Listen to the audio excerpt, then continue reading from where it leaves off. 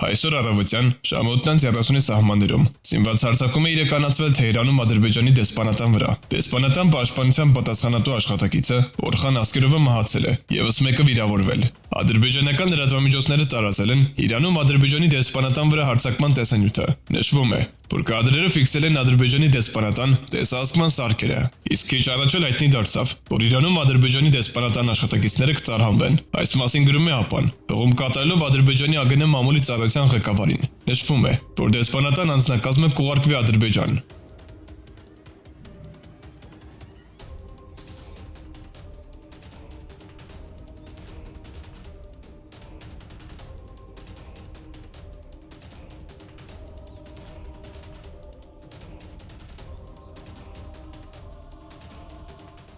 Կառավարության նիստում Հայաստանի վարչապետն անդրադարձել է Լաչինի միջանցքի փակ լինելու հետևանքով ստեղծած իրավիճակին։ Չբավարարվելով Լաչինի միջանցքը փակելով, Ադրբեջանը փակում է նաև գազի խողովակը, հետո բացում 10%-ով, հետո նորից փակում, հետո բացում 25%-ով, ու այսպես շարունակ։ Ադրբեջանը շարունակաբար կիրառում է նաև գազային ճնշման գործիքը, ինչը դատապարտելի է։ Արդեն 46 օր Ղարաբաղի բնականոն կյանքը խաթարված է, եւ հումանիտար ճգնաժամը ծավալվում է ամբողջ թափով։ Ղարաբաղում հոսանքի հովարային անջատումներ են, որովհետեւ Ադրբեջանը խափանել է նաև Ղարաբաղը հոսանքով ապահովող գծերի աշխատանքը, եւ բնակչությանը հոսանք է մատակարարում միայն տեղի էլեկտրականների արտադրական հզորությունների հաշվին, ինչը բավարար չէ։ Առաջին անհրաժեշտության ապրանքները մատակարարվում են կտրոնային համակարգով։ Մեր ունեցած տեղեկություններով Բաքվի պլանը հետևյալն է.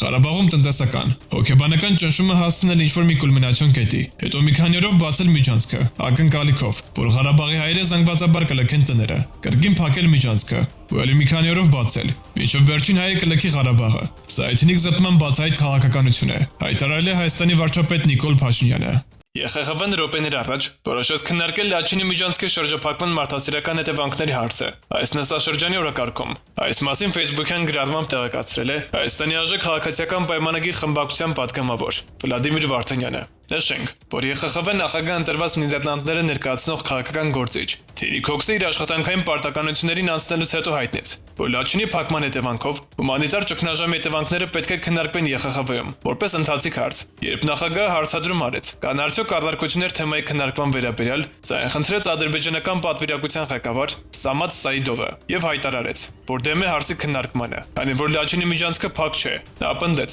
թե Ղարաբաղում չկա հումանիտար ճգնաժամ, կամ որոշ ուժեր, որ ցանկանում են ներկայացնել, թե Լաչինի միջանցքը փակ է, այնինչ այն բաց է, ասաց Սեյդովը։ Նրան հակադարձեց հայաստանյան պատվիրակության ղեկավար Ռուբեն Ռուբինյանը շեշտելով, որ հակառակ Սեյդովի ասացի, ոչ միայն Լաչինի միջանցքը փակ է, այլև այնտեղ հասունացել է մարդասիրական ճգնաժամ։ ԵԽԽՎ-ն չընդունեց ադրբեջանական կողմի առարկությունը եւ հարցը դրեց քվեարկության։ Քվեարկությանը մասնակցել է 117 պատվիրակ։ 91 կողմ ձայնով որոշվեց, որ Լաչինի միջանցքի հարցը պետք է քննարկվի։ Ներկայացնում ենք տեսանյութը։ We now come to the second request for a current affairs debate on addressing the humanitarian consequences of the blockade of the Lachin corridor from the United Kingdom delegation. At its meeting this morning, the Bureau approved this request and therefore recommends to the Assembly that the matter be debated during this part session. Does the Assembly agree to this recommendation? I do not see any objection.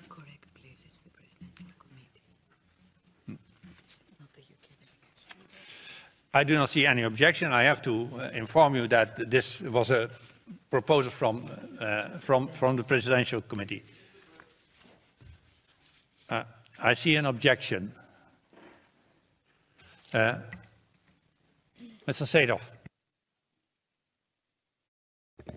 Mr. President, let me first of all congratulate you with your re-election to this position, and I hope that you will be able to manage this assembly in a very acceptable way.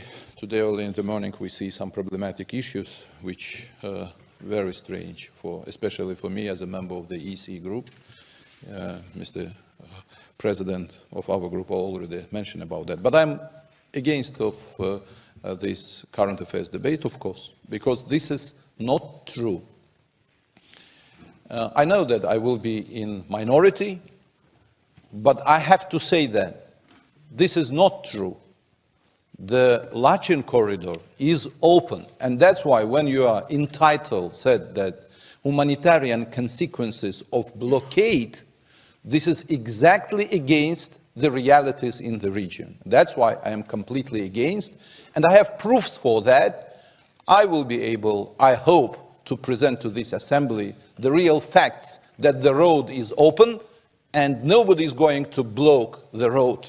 But some forces try to present the situation in absolutely upside down situation, and that's why I'm against. Thank you very much, Mr. Seydov. You spoke against this debate. Does anyone who wants to speak? No, first we are going to finish this one. Yes, I hear you, sir, but first we are going to finish this one. Does anyone speak in favor of the debate to be held? Does anybody wish to speak in favor of the debate to be held? You can speak against, no? Do you want to speak against?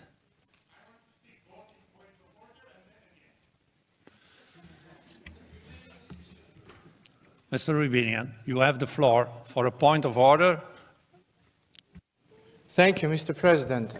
I think we shouldn't accept the objection by Mr. Seydov simply because you asked, is there anyone against? There was no sound after that. Then you said, okay, no one against.